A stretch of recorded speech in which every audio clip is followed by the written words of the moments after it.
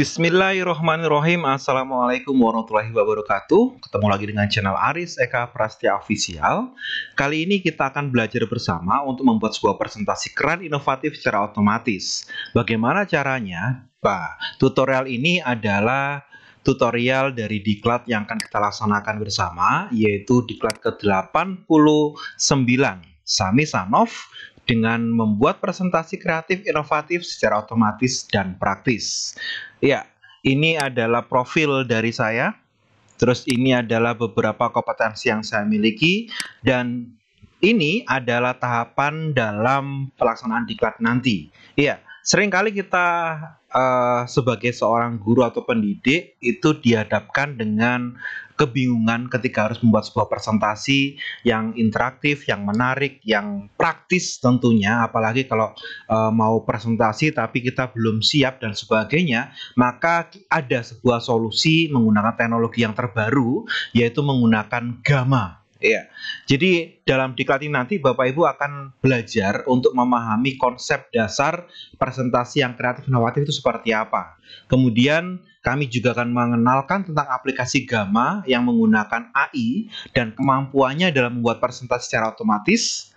Dan tentunya nanti ada langkah-langkah untuk membuat akun Gamma, mengedit presentasi di Gamma, dan tentunya ada penugasan membuat presentasi menggunakan Gamma, menggunakan teknologi AI. Nah, sekarang mari kita menuju ke materi kita yang pertama, yaitu memahami konsep dasar presentasi kreatif dan inovatif.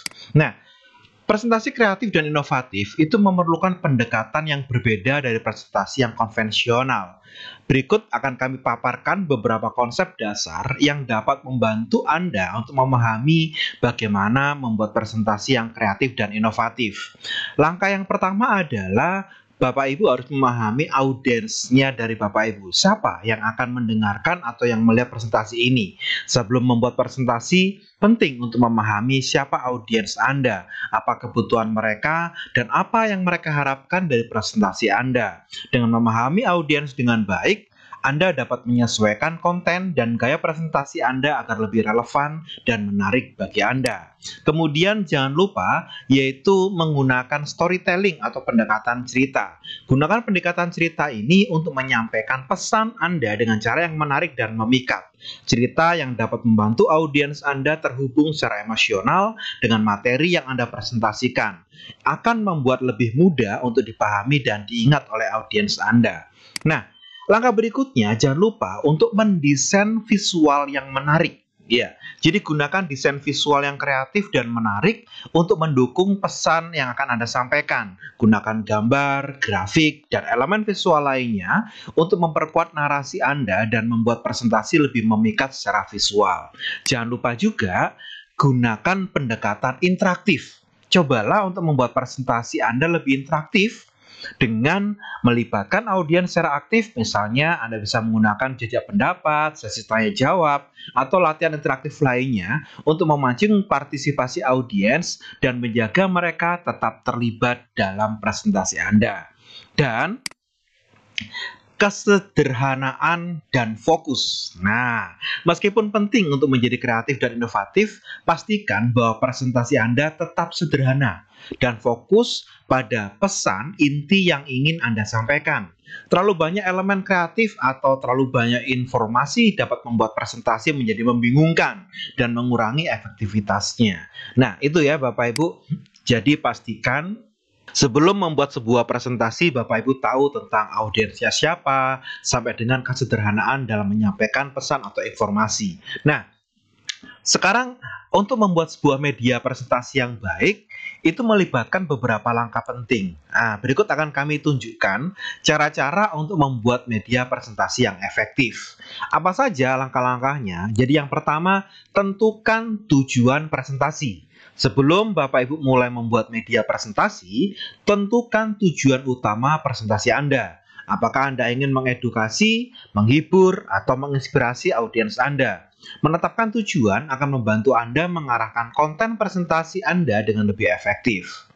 Jangan lupa pilih platform atau alat yang tepat. Pilih platform atau alat yang sesuai dengan kebutuhan dan preferensi Anda. Beberapa pilihan populer termasuk PowerPoint, Keynote, Google Slide, Prezi, atau Canva. Pilihlah yang paling sesuai dengan gaya dan kebutuhan presentasi Anda. Rencanakan struktur presentasinya. Buatlah rencana atau kerangka untuk presentasi Anda sebelum mulai membuat slide.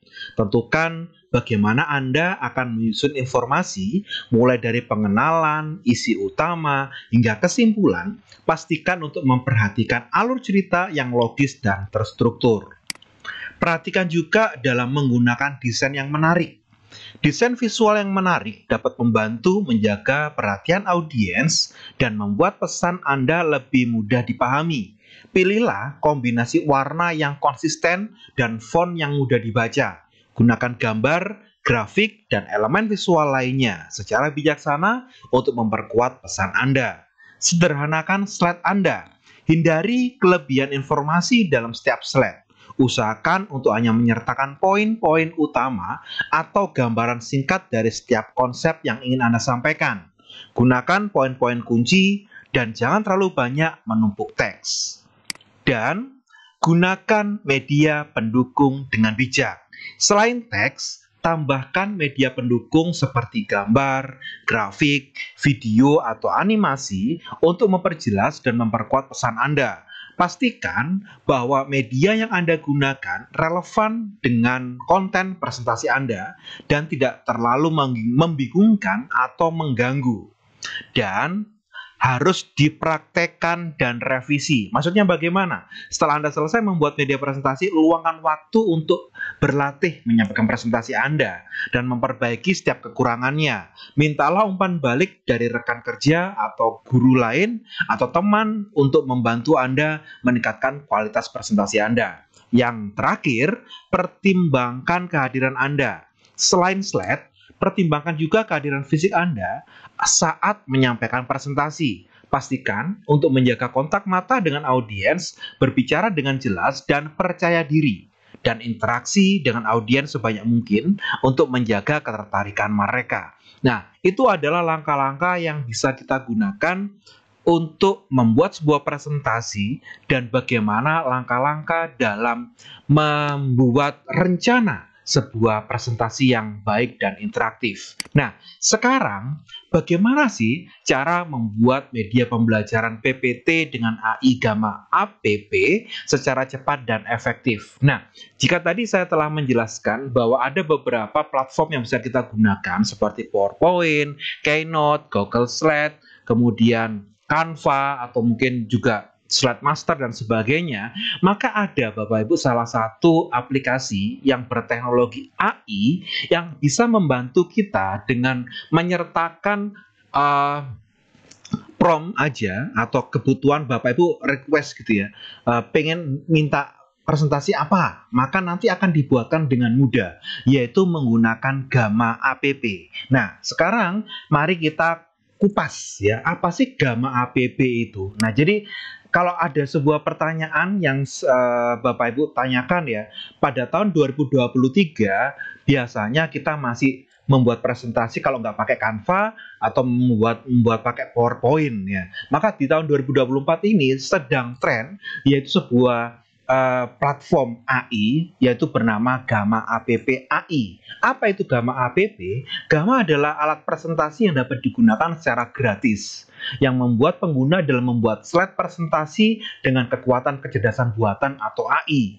Aplikasi ini memungkinkan Anda untuk menyajikan gagasan dan informasi dalam bentuk yang ringkas menggunakan teks, gambar, dan grafik. Dengan Gamma, slide presentasi tidak terbatas pada salinan yang dihasilkan oleh AI. Sebagai hasilnya, pengguna dapat menggunakan alat pengeditan untuk menyesuaikan presentasi dengan mengganti tema, jenis huruf, atau menambahkan elemen lain ke slide. Jadi Bapak Ibu, secara umum kalau saya sudah pernah mempraktekkan kemarin ya ketika membuat membuat presentasi dari Gamma, Gamma ini sangat simple. Kita butuh presentasi apa, nanti dia akan berpikir sendiri pakai kecerdasan buatan dan dia sudah menyusunnya menjadi sebuah presentasi yang menarik. Nah, apabila dikira atau kita masih merasa presentasi yang dibuatkan oleh Gamma ini masih kurang, atau mungkin ada yang salah dan sebagainya, ada opsional untuk menggantinya. Misalkan mengganti teks, merubah gambar, mengatur slide, dan sebagainya. Itu nanti juga akan menjadi bagian dari diklat kali ini, yaitu memanfaatkan Gamma app untuk membuat presentasi yang otomatis dan praktis. Nah, kalau kita melihat Gamma app ini bisa bikin apa saja sih? Nah, itu sebuah pertanyaan lagi nih. Untuk bikin apa saja? Jadi Gamma app ini Bapak Ibu bisa untuk membuat slide otomatis. Jadi aplikasi ini dapat menggunakan algoritma pemrosesan bahasa alami atau natural language processing untuk menganalisis teks yang dimasukkan pengguna dan secara otomatis menghasilkan slide-slide presentasi berdasarkan konten tersebut. Jadi Bapak Ibu kalau mau pengen bikin, misalkan contoh saya guru sejarah ya, saya ingin membuat presentasi sejarah proklamasi pada tanggal 17 Agustus 45 sebanyak 10 slide. Kita ngetik gitu saja, maka nanti yang namanya Gamma app ini akan membuatkan langsung 10 slide berisi tentang materi tentang proklamasi tadi Bapak Ibu. Nah, kemudian Gamma app ini untuk apa lagi selain untuk bikin slide secara otomatis? Pemilihan desain otomatis. Jadi aplikasi Gamma app ini dapat menawarkan pilihan desain slide yang sesuai dengan konten presentasi dan preferensi pengguna. Ini bisa termasuk pemilihan layout, warna, font, dan elemen visual lainnya. Itu ya. Jadi itu dua hal yang bisa dibuat oleh Gamma. Yang ketiga, yaitu penggunaan gambar dan grafik. Aplikasi dapat mencari dan menambahkan gambar, grafik, atau diagram yang sesuai dengan topik presentasi secara otomatis berdasarkan teks yang dimasukkan. Jadi Bapak Ibu nanti kalau misalkan merasakan kalau presentasi ini gambarnya kok kurang cocok ya, maka nanti Gamma ini ada menu, yaitu mencarikan secara otomatis pakai AI juga bisa, atau kita langsung ada search. Nanti Bapak Ibu bisa tinggal mengetikkan saja. Misalkan Soekarno, kita daripada download di Google, langsung ketik saja di situ Soekarno, maka dia akan membuat beberapa gambar gitu ya, atau foto-foto yang berkaitan dengan Soekarno muncul semua di situ. Kita tinggal klik-klik ya, double klik sudah langsung masuk ke presentasinya. Seperti itu, mudah sekali Bapak Ibu. Termasuk grafik dan diagram juga bisa dibuat oleh layoutnya oleh Gamma app ini. Terus kemudian penyesuaian konten. Nah, pengguna dapat memberikan masukan atau pengaturan khusus terkait dengan konten atau gaya presentasi tertentu. Dan aplikasi ini akan berusaha untuk menyesuaikan slide sesuai dengan preferensi tersebut. Jadi Bapak Ibu kalau dipilihkan layout oleh Gamma, waduh kok nggak cocok ya. Nah, maka kita bisa merubahnya Bapak Ibu. Dengan merubah tampilan layoutnya, warnanya, mungkin fontnya, gambarnya, kita bisa rubah sesuai dengan preferensi kita. Nah, integrasi dengan AI untuk revisi dan peningkatan. Beberapa aplikasi dapat menggunakan pembelajaran mesin untuk menganalisis umpan balik pengguna atau data pengguna lainnya untuk meningkatkan kemampuan mereka dalam membuat presentasi yang lebih baik di masa mendatang. Nah, jadi selain mengedit, maka Gamma ini juga bisa mencarikan alternatif, misalkan gambar yang nggak cocok seperti apa, nah maka dia akan mencarikan menggunakan kecerdasan buatan yang dia miliki. Nah, apa saja sih kelebihan dari AI Gamma app ini ya? Jadi kalau setelah kita mempelajari apa itu Gamma app, kemudian bisa dibikin apa saja, maka kita bisa mengetahui ini kelebihannya dari Gamma app ini apa.